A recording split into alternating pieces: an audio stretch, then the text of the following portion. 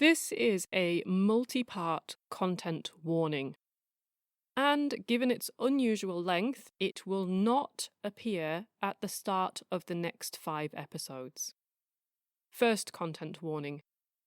This is a slow burn 6-part miniseries. Episode 1 charts the history of the Who Wrote Shakespeare question. Episode 2 considers the weightiness of the arguments for doubting Shakespeare. Episodes 3 and 4 look at alternative candidates. Episode 5 looks at the case for Shakespeare, being Shakespeare. And episode 6 takes us right up to where we are with the question today.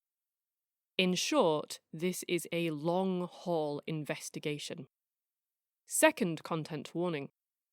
If this miniseries will teach you anything, it's that Shakespeare retains an immortal talent for inexplicably driving people into wild rages. So, some of the episodes contain swearing. The second episode contains a brief mention of suicidal thoughts. The third episode alludes in an extremely oblique way to very serious crimes indeed. It is not possible to work out what those crimes are based on what I say, and I have made this choice on purpose. Third and final content warning. Whether you are a Stratfordian, and we'll get on to precisely what that means later, or an anti-Stratfordian, prepare yourself. I am not out to make friends or allies.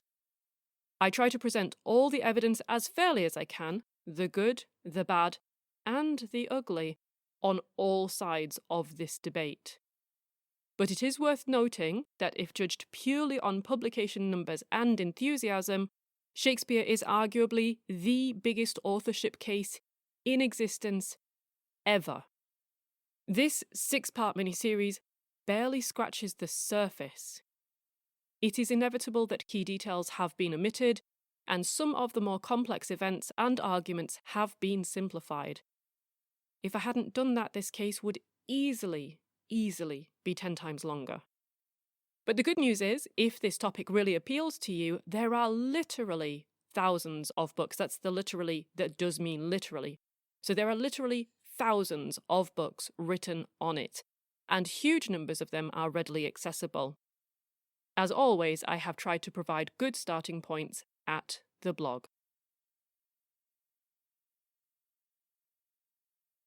Case S02E03. Slowburn Shakespeare. Part 1 of 6. Who wrote Shakespeare? How do you begin an episode on Shakespeare? My early memories on this subject are awful. Middle school, year 6, aged about 10, Romeo and Juliet. Every Friday, last lesson. For the first few weeks we had to read the play out. I spent one dreary week as the nurse, and then after that I was demoted to the blessed relief of silence. Over 2 weeks we watched this ancient film that the teacher paused every half minute to explain what was happening. We got dragged to a museum somewhere to look at something. I actually don't remember anymore what it was. I just remember the sales pitches that I got in response to all the complaints I made. I made quite a few. Shakespeare's lofty wisdom would elevate my uncultured little mind. His rich poetic verse would nourish my young soul. His complex characters and their evolving moral narrative arcs would help me chart paths through my own haphazard, pedestrian, unremarkable life. Rustic prose, iambic pentameter, trochaic chants. All I remember is actually really miserably hating every last second of it. From my earliest childhood, I have loved books passionately. They were an escapism that was invaluable to me. But when high school ended, I threw away the 5 or 6 plays I'd been forced to buy and read and study. And it's from that experience that I actually fully understand people who don't really get reading. I remember how I would feel staring at those infuriating, over-clever, needlessly mangled lines and think, this is excruciating. This is meant to be humorous. This isn't even funny. Okay, so comedy of errors, right? Parents and their baby twins are ripped apart, and the rest of the play is each parent with one twin desperately trying to reunite with the other missing parent and child. Hilarious. So comedic. Romeo and Juliet? More tragedy involving kids, but this time they die. Really uplifting. Midsummer Night's Dream? What was going on there?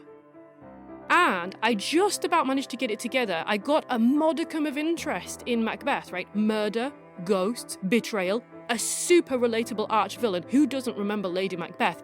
It was going really well. And then all of that enthusiasm died again with The Tempest. Based on all of this, had you told me that one day I would not only own multiple versions of the works of Shakespeare, but that I would have read all of them, riveted, I would have thought you were out of your mind. And yet, here we are. Probably not quite what my literature teacher, Ms. Simmons, imagined, though. So for me, forgive me, Ms. Simmons and Jonathan, Shakespeare isn't interesting for its elegant artistry, or its profound wisdom, or deep studies of the tortured human psyche. It's interesting because, out of every play and poem, every scene, every character, it's the author, Shakespeare himself, that might just be the greatest fiction of them all.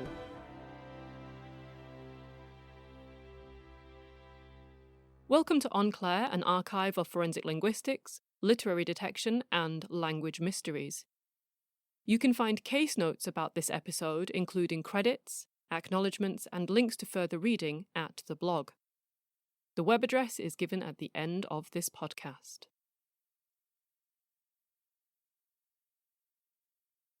Shakespeare has been written about, celebrated, argued over so heatedly and for so long that it's difficult to know where to begin. And yet it might be easier to fill volumes with what we don't know about this mysterious individual. To quote Taylor and Egan, who we'll get back to much later on, much of Shakespeare's biography remains conjectural, and recent biographies by Jonathan Bate, Stephen Greenblatt, E.A.J. Honigman, Renee Weiss, and others are full of biographical speculation. Such conjectures about the life cannot provide a secure foundation for further conjectures about the work. Not a good start. However, as a direct corollary to this, Maguire and Smith point out that we know a great deal about Shakespeare's life and movements, far more than we know about most other Elizabethan dramatists. We may not know all that we want to know, or precise details of the bits that most interest us, but it is not true to say that the records are scant. We know when Shakespeare was born, plus or minus a day. We know when he died. We know the birth dates and death dates of his 3 children. We know their godparents. We know about his mother's family and his father's. And we know about his father's civic activities in Stratford, his activities in wool brogging, smuggling, and usury, and his subsequent death. We know who Shakespeare's Stratford neighbours were. We know about his property inheritance, acquisition and investment, houses in Henley Street and New Place, a cottage in Chapel Lane, land in Old Town Stratford, a gatehouse in London's Blackfriars, a share in Stratford's tithes. We know about his litigation, it was a litigious culture. We know about his son's premature death and his 2 daughters' marriages. We lack comparable information for many of Shakespeare's Elizabethan and Jacobean contemporaries. Part of the reason that we know so much, relatively speaking, about Shakespeare is that he maintained links with his hometown, thus providing a constant in his life. Yes, there are gaps. In fact, I come back to these shortly. Clearly, there is much that we would like to know, but this should not blind us to how much we do know. It is what we do with what we know, how we evaluate the evidence and negative evidence, and the inferences we draw that is important. So, with Maguire and Smith's wise words to guide us, let's review the basic biographical facts that are documented and that most people generally do agree upon, as follows. On the 26th of April, 1564, one baby, name of William Shakespeare of Stratford-upon-Avon, baptised. That's the closest thing we have to a date of birth, so we'll use it as a proxy for his age from here onwards. He was the son of John Shakespeare, a glover, and Mary Arden, the daughter of a wealthy farmer. When he was 4 in 1568, his father became mayor of Stratford, so it's possible that he attended the local grammar school for free. But there are no educational records from this time, so, realistically, that is, again, just speculation. In 1582, just as he turned 18, he married Anne Hathaway. She came from a nearby wealthy farming family. 6 months later, when Shakespeare was 19, his first child, Susanna, was born, and by the time Shakespeare was 21, fraternal twins Hamnet and Judith had arrived. But then it all goes dark. And not just for a bit. From 1585 to 1592, 7 long years pass by in which there are, as far as we can tell, no records of Shakespeare. This is one of the gaps I talked about.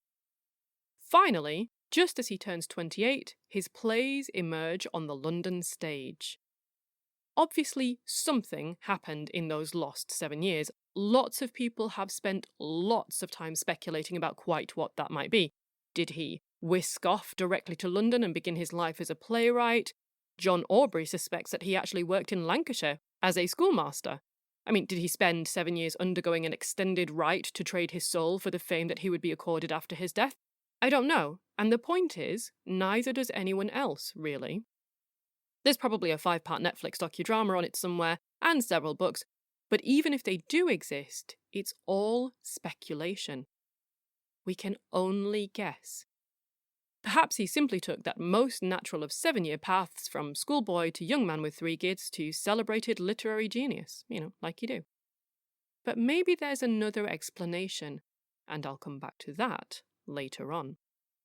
Our next records pick up in the middle of 1593. The first copy of the poem Venus and Adonis is sold, and it has 29-year-old William Shakespeare in the author line. 5 years later, as he's approaching his mid-30s, the play Love's Labour's Lost is published with his name on the title page. There's also a hint of possibly another play. Love's Labour's Won is listed in a library guidebook from the same year, but if it ever existed, it seems to have been lost to time. More likely, it was just an alternative name for an existing play, but again, we don't know that for sure. By 1600, as Shakespeare is just passing his mid-30s, booksellers are now trying to peddle works by other authors under his name because Shakespeare is starting to sell. By 1608, he's in charge of the Kingsman group of actors. By 1609, his first complete set of sonnets is published. And then, just 8 years later, aged 52, he dies. The circumstances of Shakespeare's death are unknown, but it's not likely that his passing will have made much of a sensation. Like so many artists, the astronomical, or in this case almost surreal levels of fame arrived years after his death. In his case, however, the groundwork for this was precipitated by his contemporaries publishing the First Folio. This was a collection of 36 works attributed directly to him that would, in future centuries, become almost holy amongst scholars of Shakespeare. The First Folio comes up a lot in this miniseries, so try to remember it if you can. Anyway, that's it. That's really all the major points of Shakespeare's life: birth, marriage, kids, plays, poems, death, First Folio. Shakespeare scholars in the background are screaming. I know there's lots more, but this is a podcast series and we can't do everything. As I noted earlier, what we do know about Shakespeare really is that, though we do know more about him than pretty much most other Elizabethan playwrights of the time, we still, overall, don't actually know enough to help us as much with some of the questions we have about him as we would like. But of all the things we don't know, there is one particular question about Shakespeare that first arose in around the mid-1800s, And when I finally came across it, I found it so interesting that it even managed to overcome the absolute horror of Shakespeare instilled in me from school. And that question is, did Shakespeare even write the works attributed to him? Or in different words, did Shakespeare write Shakespeare? Actually, I'm setting my sights rather low here. Some people have a significantly bigger and far more ambitious question still, which is, did Shakespeare even exist? In all the plays and poems under his name, was Shakespeare the most fictitious character of them all? Did it just happen, coincidentally, that another man of the same name lived nearby? To be fair, both of these bardic existential conundrums still actually boil down to the same thing. After all, if Shakespeare didn't exist, the works under his name most certainly still do, and someone must have written them. So the question would still be, well then who did write them? But before we get stuck into the who, we should really start with the why. Why did anyone start questioning Shakespeare's authorship in the first place?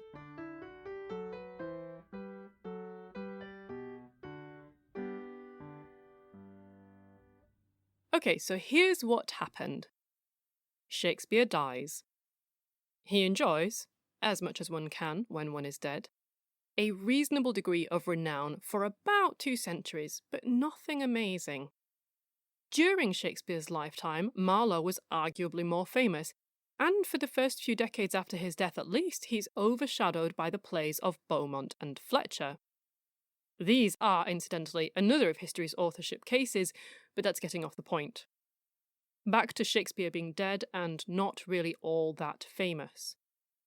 The decades pass by, and as far as we can tell, no one has any questions or doubts around his existence, his talents, his authorship of the works. But then, in 1725, Alexander Pope publishes his Complete Works of Shakespeare. And in it he makes some fairly pointed comments. He doesn't think that the supreme First Folio is as faithful and accurate as people have taken it to be. He considers the earlier quartos to be more authentic. He feels like trifles and bombast have been added to the First Folio by actors or plagiarized from them. He thinks Love's Labour's Lost, The Winter's Tale, and Titus Andronicus are hardly by Shakespeare at all, maybe only a scene or a verse or even just a few lines. Now, the problem here is Pope's evidence is not amazing. He thinks this because another playwright called Ben Jonson said so, and because his own refined tastes direct him to agree. But he wasn't alone. Only a few years later, in the 1740s, Thomas Hanmer and John Upton publish similar questions around Shakespeare's authorship. Could this man, this nobody, really have written such works? Again, they draw on similarly unscientific underpinnings, but the point now is these are early cracks in the otherwise perfect veneer of unquestioning attribution. As far as we know, everyone was perfectly satisfied before this, so why this sudden doubt? What is happening in the world that can exert enough pressure to direct the attention of scholars and enthusiasts to revisit these previously well-held beliefs? Well, on the one hand, Maguire and Smith put some of it down to tectonic shifts in the philosophy of science, a daring new willingness to ask politically radical questions, to reject formerly held beliefs, to follow the heart and the senses. Some of this is captured in the early Romanticism that rose like a phoenix from the raging fires of the Napoleonic Wars. So you can imagine how a climate that encouraged freer thinking, bolder questions, riskier ideas, would nourish questions around issues such as whether Shakespeare wrote Shakespeare. But there were several more factors than just this. When we hit the late 1700s, a phenomenon known as bardolatry enters the provincial group chat. The actual name, bardolatry, won't pop into existence until the 1900s, but the act itself gets in a good long run first. In very simple terms, as the name suggests, bardolatry is idolatry of the bard, a sort of overawed, excessive adulation, the indulgence of ever more flattering panegyrics of the Swan of Avon. And again, inevitably, it's worth asking why badolatry suddenly happened. There wasn't a Twitter back then. This didn't suddenly trend on the town's topic list. And there were plenty of idolizable candidates to choose from, so why this one? And why now? Again, we can't know, but we can speculate, and one suggestion is that this was driven by the British Empire having quite a notable wobble during these decades. The American War of Independence, that is, independence from the British Empire, raged from the mid-1770s to the early 1780s, and as we know, that independence was attained. The British Empire found some of its power slipping away. Similarly, tensions between the US and Britain escalated drastically with the Napoleonic Wars, and I've already mentioned that shift in scientific philosophy that took root around this time. So, what we find during times of instability and crisis and conflict, as during these wars, is that countries tend to become more insular and more nationalistic. This expresses itself through the sudden celebration of home talent, the raising of patriotic icons, the adulation of the nation's most successful children. Invariably, given that arts are a sort of emotional barometer of a country's well-being at any moment, these also tend to be influenced by the political and cultural climate in all kinds of ways. This can involve the commissioning of jazzy, patriotic music, or the deification of leaders in gigantic sculptures, and, of course, the unpleasant depiction of enemies in works of fiction. That still happens now, by the way. Look back over the major Hollywood movies of the past 50 years. Actually, you can go back further than that, but, 50 years is good. Check out where the baddies supposedly come from in the world, their countries of origin. Look at how they're represented and the stereotypes and what they do and how they speak, and then look at the state of the world at the time when the film was made. It's really not subtle. Anyway, the biggest and nearest hostile force, the French Empire, had outstanding composers, extraordinary artists, amazing food, and it had monster heavyweight writers, Molière, Rousseau, Voltaire. It makes some sense then that during these precarious decades, as the British Empire lost its grip on the US and started shaping up for a titanic battle with the French Empire, Shakespeare stood out as an ideal candidate to be the poster boy for British awesomeness. It could have been another playwright, of course, or a composer, or whomever, but it just so happens to have been him. And thus, bardolatry takes off. The thing is, though, just like the disinformation of today, even if some people at the time are just bardalizing ironically or patriotically, enough people still take it as fact. And perhaps accelerated by the fear of worldwide dominance slipping away, within a few decades, Shakespeare meteorically transcends from just another also-ran dramatist into the rarefied stratosphere of genre-defining Grand Master. A superlative, towering intellect well-versed in political, scientific, legal, and royal knowledge. An untutored, incandescent, rustic genius. The internationally acclaimed, consummate literary pole star. As over-the-top as all this sounds, it doesn't come close to the feverish pitch of some of the lathered praise heaped on Shakespeare's memory by his most ardent devotees and admirers. In fact, as a brief aside, it also rather begs an interesting question about just who the chumps are. Were his lifetime contemporaries simply too ignorant and oblivious to recognise his brilliance? Or are we all a little carried away with a rather over-egged story? Has the bardolatry won? I mean, who doesn't love a local underdog turned global success? Sure, but it does ultimately mean that someone, somewhere, really got it wrong. The point here is that just as Shakespeare's name is becoming synonymous with the very pinnacle of artistic brilliance, and just as these new philosophical notions of asking bold questions have taken hold, that's also when the doubt arrived. And I don't think that these things are a coincidence. I think, in fact, that bardolatry and this scientific shift, I think they're the catalyst. Whatever the case, there is this seismic stress between the ground reality of a very ordinary man from a very ordinary country town versus this ever-ascending image of a literary titan.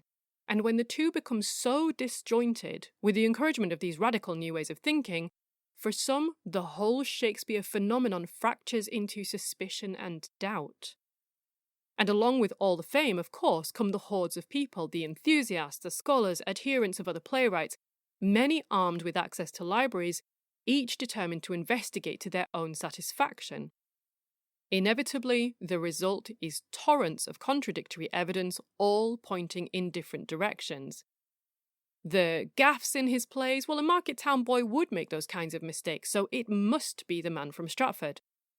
But what about the adept descriptions of royalty? How could a glover's son even begin to manage such a feat? Obviously, therefore, it cannot possibly be the man from Stratford. And so on and so forth. From these divisions, people soon amassed evidence to champion their own candidate, whether Shakespeare himself or someone else, and so we get to where we are today. Now, under normal circumstances, a question like this, a doubt, an issue about did such a person write the works attributed to them, usually you might be able to put that to bed fairly straightforwardly. But the problem is, there is no base truth for all these people to find. Not even the ones who are happy that the glover's son really is the bard, the Stratfordians. There is no game show host who is ever going to pop into view, whip a sparkly card from an envelope and read out the correct answer. And that leaves the door wide open for questions. And so, from the middle of the 1800s, people start to ask the unthinkable out loud. Isn't it weird that this nobody from nowhere should suddenly turn into one of the foremost literary geniuses of the modern age? Is that even possible? Can a glover's son with no extraordinary artistic lineage, no aristocratic blood, no culture, no class, no connections, turn into Shakespeare? Couldn't someone else with more believable credentials maybe have written all that stuff? As you've probably gathered, these questions are deeply entrenched in class snobbery, and yet they also spring from a culture that was itself fundamentally wrapped up in agonies about these exact issues, so their unpalatable elitist tenor is kind of unsurprising. But whatever people were saying, all we have today are the written records. Inevitably, these tend to lag behind conversational topics, sometimes by decades, so to the best of our current knowledge, the earliest documentary evidence for the Shakespeare authorship question is found in the mid-1800s, and it starts with, of all things, yachts.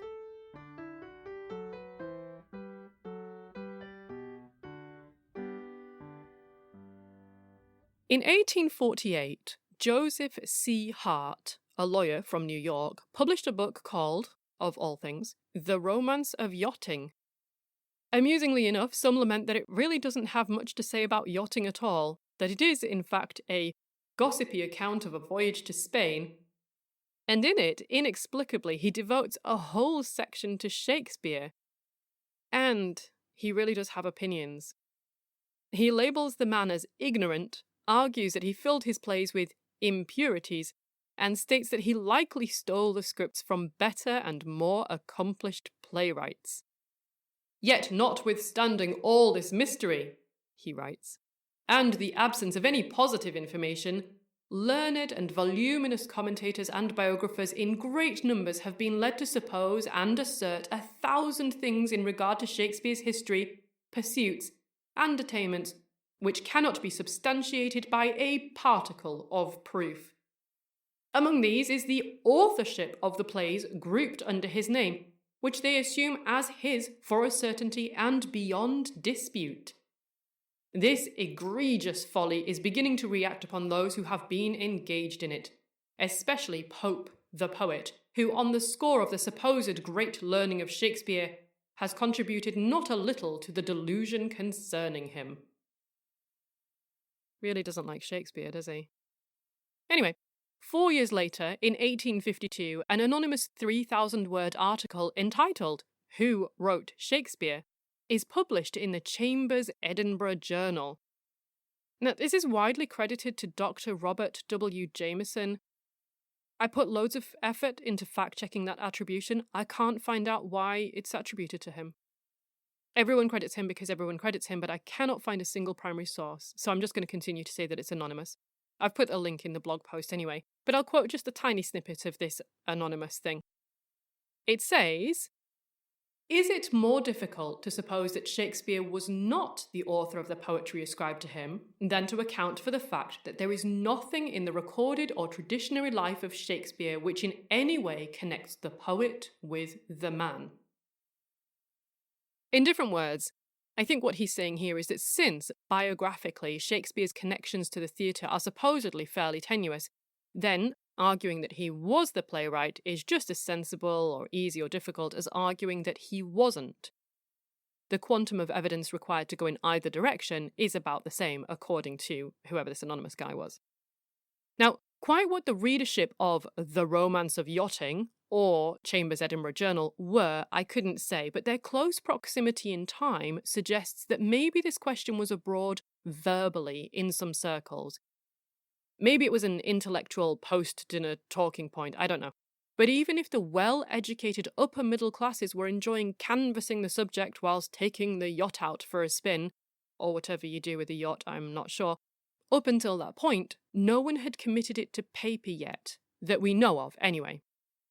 In their 2016 work, Taylor and Burroughs put the whole affair rather more bluntly. "The feeling that Shakespeare is the poet of the top 1% of the billionaire class also lies behind the one claim about Shakespeare that almost everyone has heard." I don't know if that's true. I don't know how many people actually know that there's a question about Shakespeare's authorship, but anyway. "The one claim about Shakespeare that almost everyone has heard, that he did not actually write his own works. This conspiracy theory, which originated in the 19th century, is grounded in the conviction that the writing attributed to Shakespeare is not relatable to the ordinary life of a man who never went to college, was born and raised in a small town, worked for a living, came from a socially and intellectually unremarkable family, married a boring woman, and fathered boring children. Therefore, the plays and poems must have been written by someone else with a more appropriately elevated pedigree and more interesting relatives.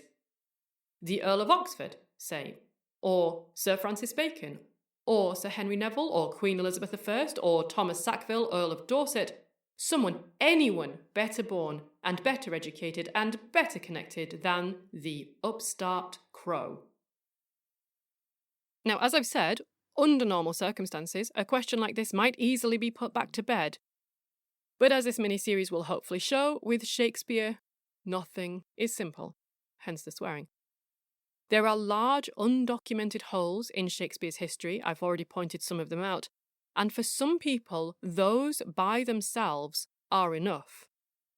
The holes leave wiggle room to allow other explanations, some more plausible, others frankly batshit, to not only exist, but to even flourish. After all, most people enjoy a fun conspiracy theory, even if they don't subscribe to it. It's just another avenue of fiction. And pretty much everybody loves a dramatic national intrigue. I mean, who isn't fascinated by the idea that a globally treasured canon of literature might itself hide a story even greater than its most elaborate plot? And most conveniently, as I've said, it's a question without an answer. There is no base truth. We cannot go back half a millennia to question the relevant parties or view CCTV footage or spy on the writer or writers at work. We have various statements and accounts. We have lots of circumstantial evidence, some of it very compelling, yes. And Occam's razor warns us to throw all of that in the bin at our peril. But still, we have nothing more concrete than that, and weird things have happened around authorship before. So just as we find with other conundrums like the Voynich manuscript and the Dorabella cipher and so on, for people who get quite heavily invested in these sorts of eternal unanswerable debates, this is perfect. They can pick a hill to die on, argue their different theories for the rest of their lives until they do indeed expire, with no risk of someone turning up one day, yoinking the actual answer out of an envelope and spoiling their fun by proving them wrong. And some people have built whole careers on this kind of never-ending, unverifiable debate. With Shakespeare, we have the perfect conditions for a gripping whodunit. Who barred it? I'm not actually sorry. Throw together one national treasure, one unanswerable challenge, and a handful of enthused scholars, and you get the Shakespearean authorship question. Now, I mentioned the Stratfordians and the anti-Stratfordians before, so it might be time to introduce you to them now. So on the one side of this question, you have perhaps the majority of Shakespearean scholars. These are the people for whom the authorship question is either uninteresting or irrelevant or already answered to their satisfaction. They're assured that a Glover's son called William Shakespeare from Stratford-upon-Avon existed, and that most, if not all, of the works attributed to him were indeed written by him. Or they actually don't care who wrote Shakespeare, they just love the works themselves, and that's quite enough, thank you very much. And for most of those people, if there is a debate, it's around the Apocrypha, one or two plays that are a little bit dicey, but otherwise the main canon is widely accepted as Shakespeare's. These people are sometimes referred to as the Stratfordians, because they support the idea of the man from Stratford. So for them, for the Stratfordians, there is no question, or the question is just fundamentally uninteresting. Now, as far as I'm concerned, these are perfectly reasonable positions to occupy on the authorship continuum, but there is a stronger version of this Stratfordian position, which is best phrased thus. Not only is there no question, but even daring to ask questions or doubt Shakespeare's authorship in the canon is problematic, embarrassing, ridiculous. And if you seriously pursue the question, then you're a fringe conspiracy theorist who does not deserve to be taken seriously. In fact, this opposition to even asking the question has escalated at times to frankly eyebrow-raising levels. So, back in 2005, Shakespearean academic titan Stephen Greenblatt wrote a letter to the New York Times. In a prior issue, another scholar had suggested teaching the authorship controversy in the national curriculum, and Greenblatt was not having it. The idea that William Shakespeare's authorship of his plays and poems is a matter of conjecture, and the idea that the authorship controversy be taught in the classroom are the exact equivalent of current arguments that intelligent design be taught alongside evolution.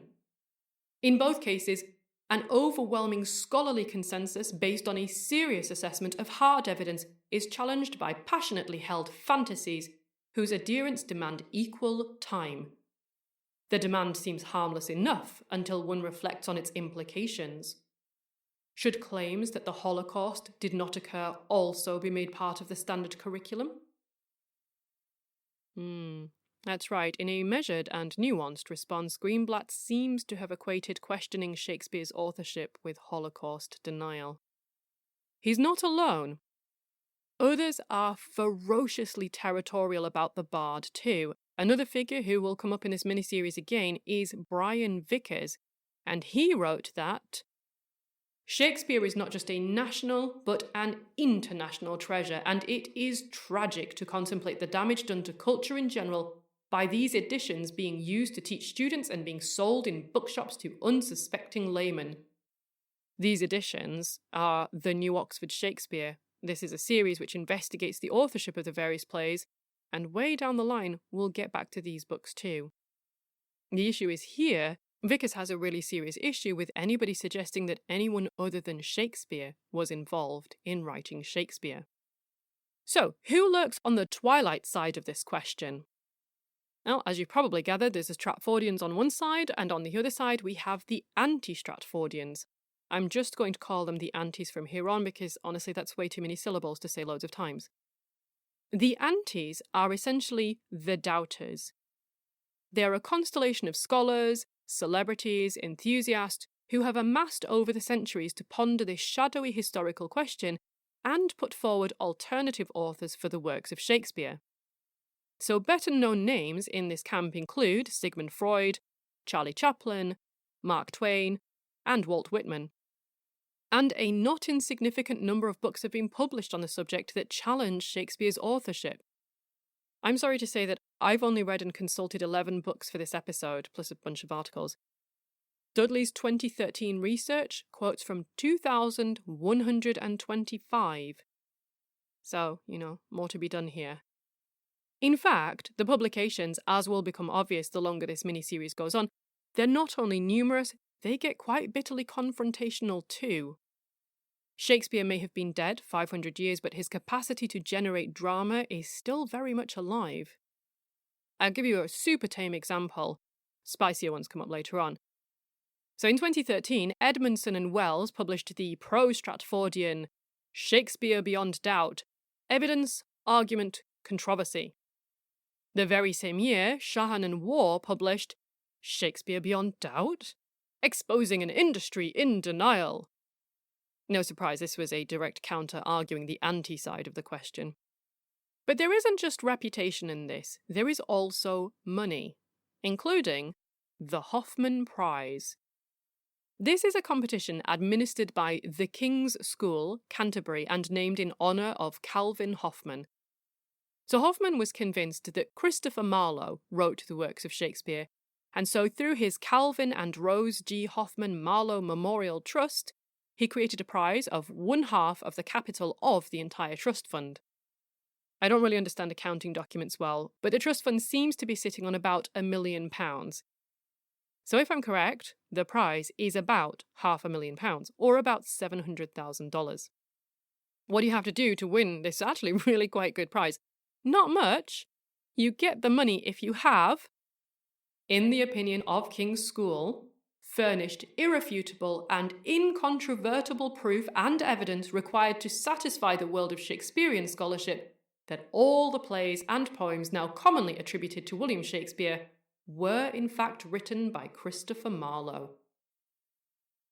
Amusingly, though, the Marlowe Society do add this little encouraging comment on at the very end of their Hoffman Prize page.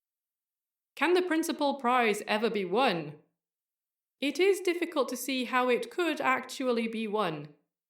Even if the King's School were satisfied that a competitor had produced the irrefutable evidence required, how should Shakespearean scholarship be convinced? If the evidence is irrefutable but highly inconvenient, it is normal practice to dismiss it with lofty scorn, not to try to refute it.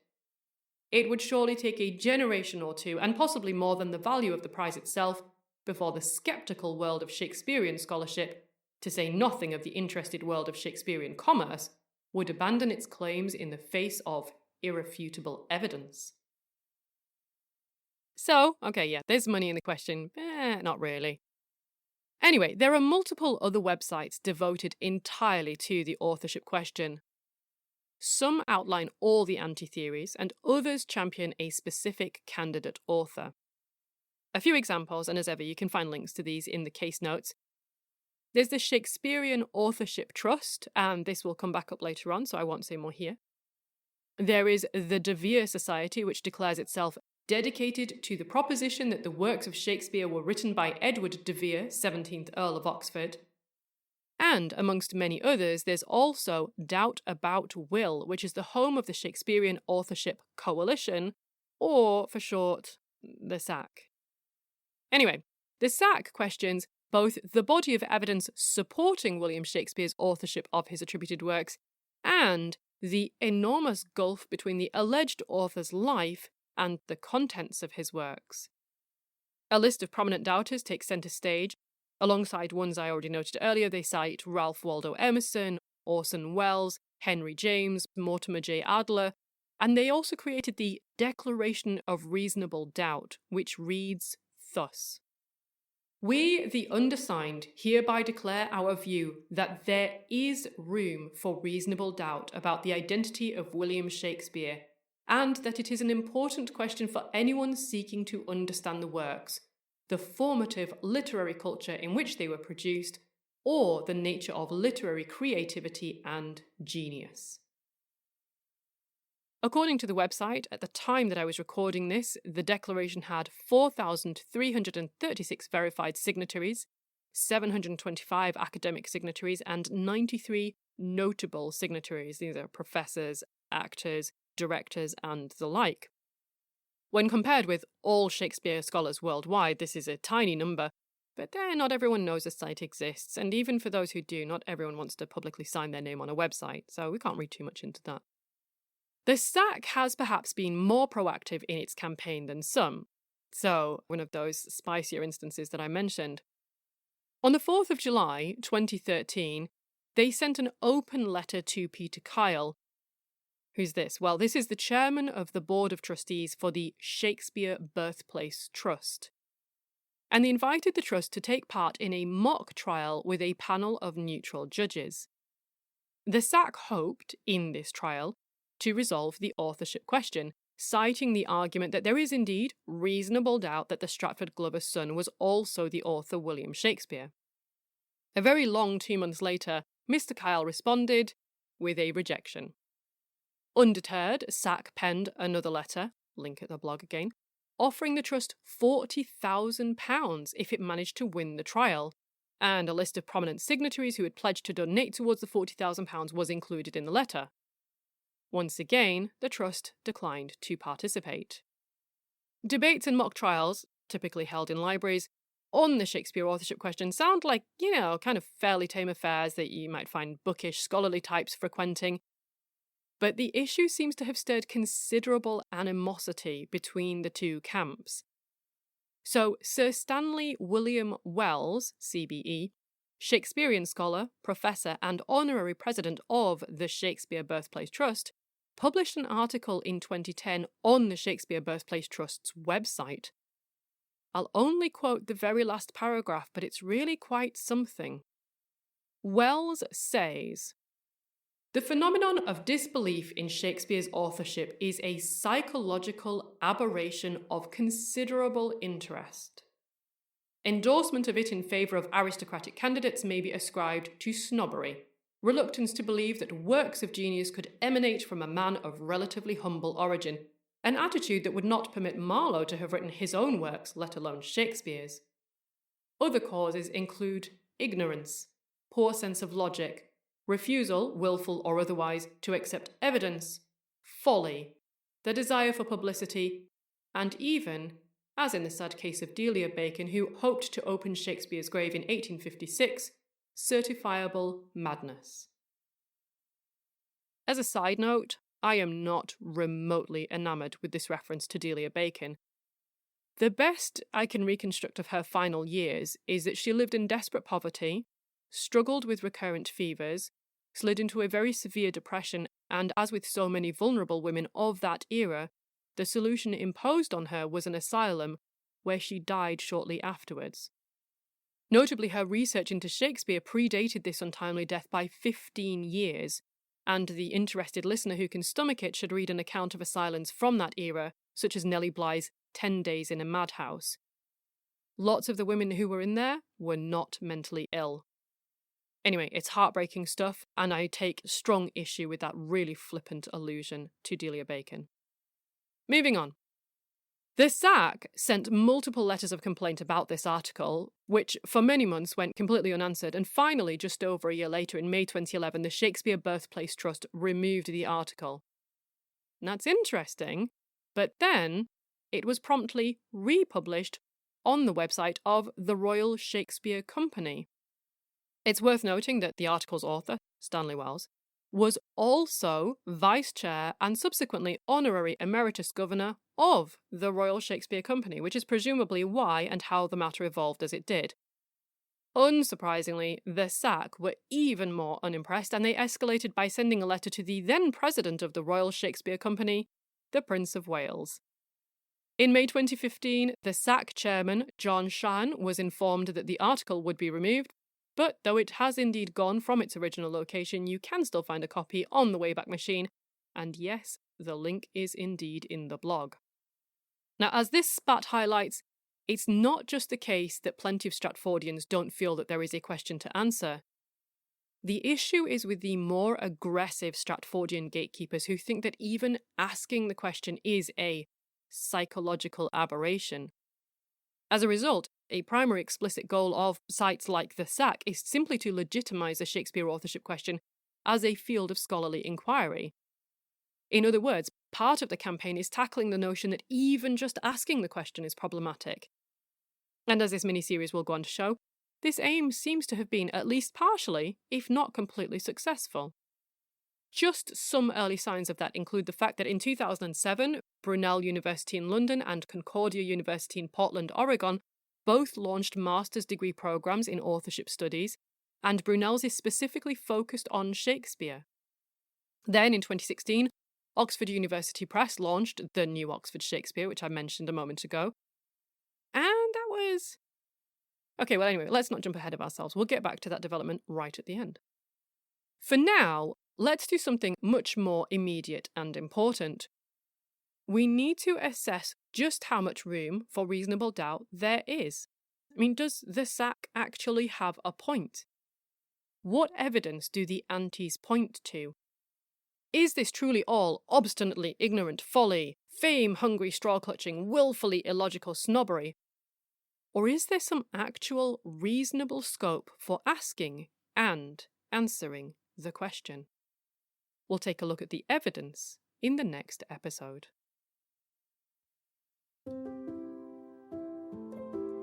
End of part 1 of 6.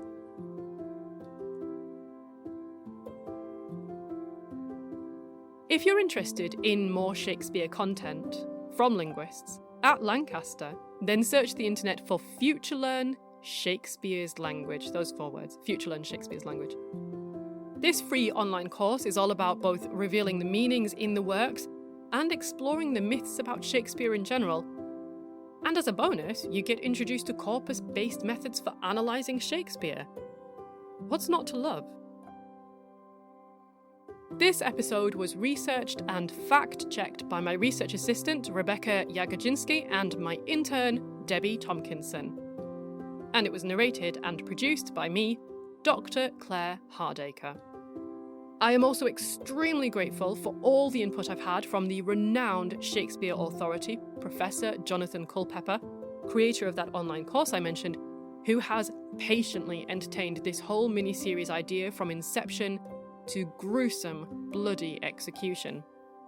However, this work wouldn't exist in its current form without the prior efforts of many, many others. You can find acknowledgements and references at the blog. Also there, you can find data, links, articles, pictures, older cases, and more besides.